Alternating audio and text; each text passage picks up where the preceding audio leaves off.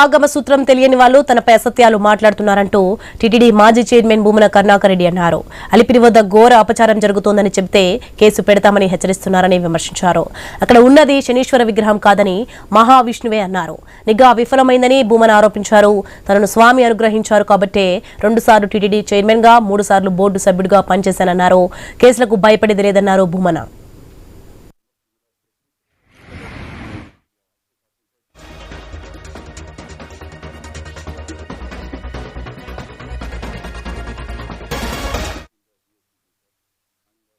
శ్రీ మహావిష్ణువు విగ్రహానికి జరుగుతున్నటువంటి అపచారం, అది కూడా సాక్షాత్తు శ్రీవారి పాదాల చెంత అలిపిరికి అతి సమీపంలో ఉన్నటువంటి ప్రాంతంలో ఈ రకమైన అపచారం జరుగుతోంది అన్నటువంటి విషయాన్ని వెలికి తీసి చూపిస్తే పాలక మండలి సభ్యులు, పాలక మండలి అధ్యక్షులు వీళ్ళందరూ కూడా నా మీద పడి అది శనీశ్వర విగ్రహమని పనిగట్టుకొని కరుణాకర్ రెడ్డి టీటీడీ మీద దుష్ప్రచారం చేస్తున్నాడు అనని నా మీద చాలా నిందారోపణలు మోపినారు. శంకు చక్రాలు ధరించినటువంటి విగ్రహం శని విగ్రహం ఎలా అవుతుందో ఈ ఋష్య పుంగవులకే తెలియాలి.